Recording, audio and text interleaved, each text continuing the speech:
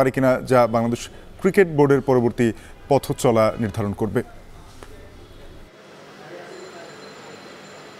অবশ্যই এখানে বেশ কয়েকটি সিদ্ধান্ত আসবে, তবে শাফিন, মূল যে দুই এজেন্ডা নিয়ে আজকের বোর্ড মিটিংটা আয়োজন করা হয়েছে তার মধ্যে একটি হচ্ছে বিশ্বকাপে বাংলাদেশের যে পারফরমেন্স ছিল সেই পারফরমেন্সে যে ব্যাটিং অর্ডার বা কোচ, টিম ম্যানেজমেন্ট এবং ক্যাপ্টেন, এই বিষয়গুলো যে সমস্যাগুলো ছিল সেই বিষয়গুলো নিয়ে আলোচনা করা হবে। আরেকটা বিষয় বলে রাখি, কোচ চন্ডিকা হাথুরুসিংহের সিংয়ের যে সময়সীমা বা চুক্তি, সেটার পর বা চুক্তির আগে হাথুরুসিংহের সিংয়ের সাথে সেটা ছিন্ন করবে কিনা বিসিবি, সেই বিষয় নিয়েও একটি সিদ্ধান্ত আসতে পারে এই বোর্ড সভায়। আমরা কিছুক্ষণ আগে দেখেছি বোর্ড সভাপতি নাজমুল হাসান পাপন এবং গ্রাউন্ডস কমিটির চেয়ারম্যান মাহবুব আনাম সহ বেশ কয়েকজন পরিচালক ক্রিকেট বোর্ডে ঢুকেছে এবং তারা বোর্ড মিটিংটা শুরু হওয়ার কথা রয়েছে ৩টার দিকে, এবং ৩টার সময় বোর্ড মিটিংয়ে হওয়ার পর আরেকটি যেটা মূল এজেন্ডা আজকের বিষয়বস্তুতে রয়েছে শেখ হাসিনা স্টেডিয়াম। শেখ হাসিনা স্টেডিয়াম আমরা জানি 2019 সাল থেকে যে স্টেডিয়ামটির কার্যক্রম শুরু হওয়ার কথা ছিল, এবং সেই স্টেডিয়ামের কার্যক্রমটি এখনও পর্যন্ত শুরু হয়নি। সেটার বাজেট ছিল প্রাথমিকভাবে 900 কোটি টাকা, সেটা গিয়ে এখন ঠেকেছে 1,500 কোটিতে,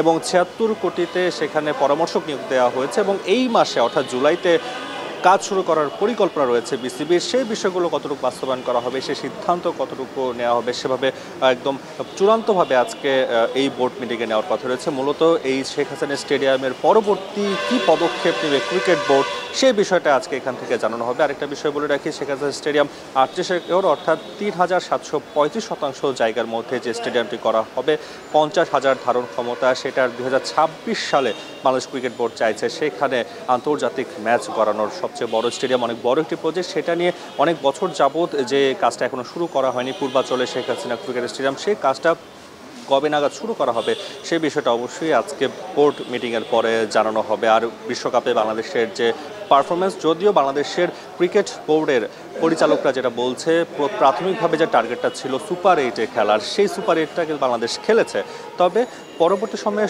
সেমিফাইনালে ওঠার জন্য একটি সমীকরণ ছিল, সেটাতে আসলে ব্যর্থতা, সেটাতে কী পরিকল্পনা ছিল আফগানিস্তানের বিপক্ষে এবং কোচের কী পরিকল্পনা ছিল, কোচ পরিবর্তন হবে কিনা, পরবর্তী সময় বাংলাদেশের কোচিং প্যানেলে কোনো নতুন কেউ আসবে কিনা, সেই বিষয়গুলো আজকের এই বোর্ড সভাতে উঠে আসতে পারে। দুপুর 3টায় শুরু হবে এই বোর্ড সভা, এবং দুপুর 3টার পর সেই বোর্ড সভা কিছুক্ষণ চলমান থাকার পর এখানে সাংবাদিক যারা আছেন, গণমাধ্যমের কর্মীরা যারা আছেন, তাদের এখানে ব্রিফিংয়ের মাধ্যমে চূড়ান্ত সিদ্ধান্তগুলো বোর্ড সভাপতি জানিয়ে দেবেন। আরেকটা বিষয় জানিয়ে রাখতে চাই, বাংলাদেশের ক্রিকেট বোর্ডের মূল এজেন্ডার বাইরেও আজকে বেশ কিছু সিদ্ধান্ত আসতে পারে নতুনভাবে, সেই বিষয়গুলো আপনাকে পরবর্তী সংবাদে আমরা জানিয়ে দিতে পারবো। তো শাফিন, এই ছিল আমার কাছে ক্রিকেট বোর্ডের সভার সবশেষ খবর।